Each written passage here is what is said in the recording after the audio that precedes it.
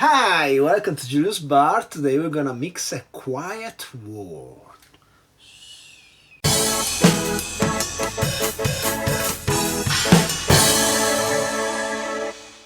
Hey, I'm back. And today I'm here to propose you a quiet word, which is a last word variation, switching the gin for rum. It's a cocktail I ever only saw on Difford's Guide website, and so I'm gonna follow the recipe proposed by Simon Difford. I suppose this is his cocktail, not quite sure, but anyway, let's get down to mixing. Let's start by peeling a bit of lime. We are gonna use the lime peel later. Let's squeeze some juice out of this bad boy. We are gonna need 22.5 milliliters. Then we go with some metric system measurement, and we're gonna start with 20 milliliters of green chartreuse, followed by also 20 milliliters of Luxardo maraschino. Having these two sweet liqueurs, we don't need any extra sugar in this cocktail. And we finish with some slightly aged rum in the form of Plantation 3 stars, and we're gonna need 30 milliliters of this.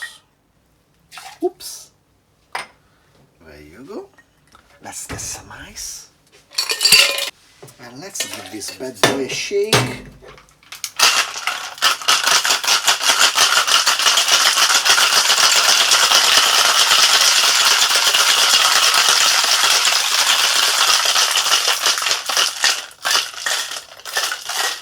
Let's double strain in our chilled cocktail glass.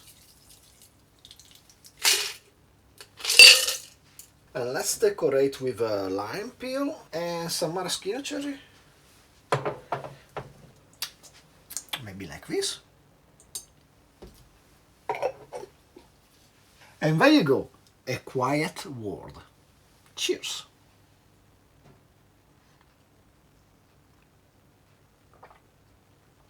Pretty good. Let me have a second sip. Yeah, this is good. It's not exceptional. It feels a bit undecisive. I wish he had either more chartreuse or amaro flavor, maybe a teaspoon of Benedictine or something like that, or a bit less of it. Like this, he hangs very in between, and it's a bit undecisive. But it's not bad, it's good. It's in a sense, it works better than the normal last word. As I always am not biggest fan, I made my own last word variation, the last corpse. Yeah, this is kinda good. I mean, rum and lime, you're going straight down the path of a daiquiri. Rum, lime and maraschino, you're down the path of a Hemingway special. So, those flavors always work. The addition of the chartreuse changes the equation quite a lot.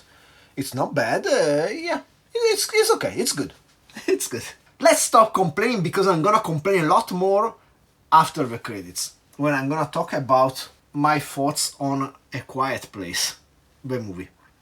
So if you enjoyed the video, please like, subscribe, comment down below, share with anybody you like and don't like. Shake yourself another last word variation, and hopefully I will see you next time. Cheers.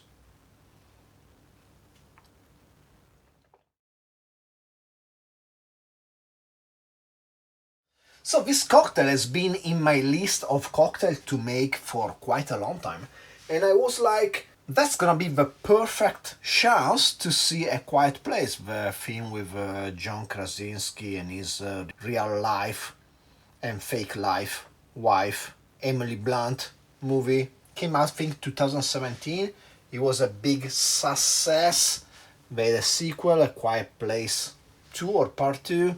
They're gonna make more. Pretty universal critical acclaim. I'm not much for the horror movies, but I was like, the concept of this one sound interesting. So, while I was in the hospital, I catched up on a few movies I was planning on watching, and I watched A Quiet Place. Now, I'm gonna start non-spoiler, then I'm gonna go into spoilers later. But if you don't know, A Quiet Place is this movie where the premise is that in this post-apocalyptic world, there are these creatures that are really derivative of aliens from the Alien franchise, are blind. But they're incredibly strong, fast, and they have extremely sensitive hearing. So, as soon as anybody makes a noise, they attack them and they kill them. And the movie starts out quite well. The way they set up their family, and they make you understand how probably this specific family is better equipped to survive this kind of apocalypse and this kind of monsters. I think the beginning was like, okay, I'm into this. It's a bit of tension, bit scary. Okay, let's go. But then it's just the concept. It's the same feeling I had when I watched Whiplash, the movie about drumming. And because I'm an ex-drummer, I hated the movie so much because it was like, it doesn't make sense. Drummers don't do that. And if you go to play a gig and you don't even have your sticks, you're an asshole. You're not great. Anyway, Whiplash rant over. But by the same token, because I'm an ex-sound engineer, I started noticing how different sounds add different weight in this movie, which don't represent reality. Sometimes they are walking barefoot to make less noise, and I'm like, really? Is there really less noisy than having a normal sneaker? I'm not quite sure about that, but that's a minor complaint. It's possible, either way. Then you start to wonder, these people never sneeze, because if they sneeze, they will get attacked and killed. And okay, that's fine. Then these people settle in a house and they have electricity. I'm like, how do they have electricity exactly? Do you have a generator? If you have a generator, it will make noise. If they get electricity from the grid, it means civilization is still up and going. Somebody's gonna come and ask them for a bill. They're gonna bill them for electricity. There's gonna be police, there's gonna be everything. No, don't you think? I guess they could have a hydroelectric power generator right next to their house, but that's never shown, and that would require a waterfall. Because if it's a small river going on a flat plane, it's not going to generate enough power for the electricity, because they have hundreds of old style bulbs, and to me hundreds of bulbs requires thousands of watts, and that's not gonna happen with a really small low turning generator. And that's also because they are not close to a river, because once, and from now on I'm gonna get into a bit of spoilers, they go to the river, and at the river the father tells the son, it's okay, you can scream here, because the noise of the river is really loud, so the creatures are not gonna hear us. And that's kind of dubious. I think you can talk, you can really talk next to a river and the creatures won't hear you, but you're not gonna be able to scream, because have you ever seen some kids partying next to a river? You can hear them from far away, while somebody talking next to a river, that's a different thing. So they scream next to a river, okay, it's fine. Okay, so from my understanding, they set up this world where water noise is so noisy that these bad creatures are never gonna hear you. And then later on, that is really spoilers. That was medium spoiler, now it's really spoiler. And that's when I gave up watching the movie. So, there is a flood in their house. First of all, nobody notices the flood until way too late, but I don't know. It's okay. And it floods a basement.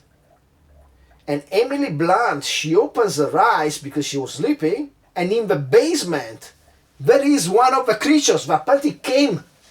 Why? Why the creature will come to a place which is so noisy? There is a waterfall. There is water, it's noisy.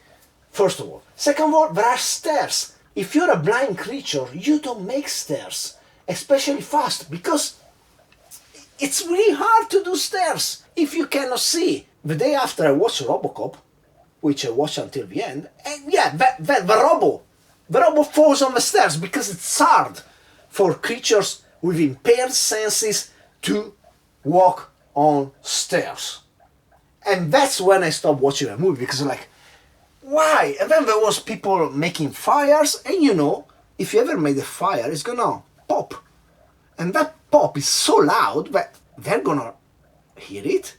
But apparently that's not a problem. I don't know, it was so inconsistent. And for me, yeah, I tell you, because I have a background in sound engineering, and then I'm making these videos, and then I go back and forth with the sound waves, and I see how much every sound is loud, and I'm like, yeah, it didn't make sense. And I was so pissed, and I stopped watching it 20 minutes from the end.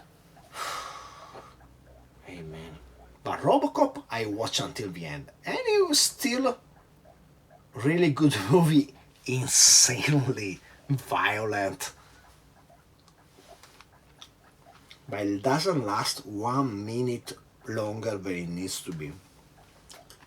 1 hour and a half, over. I can get behind that.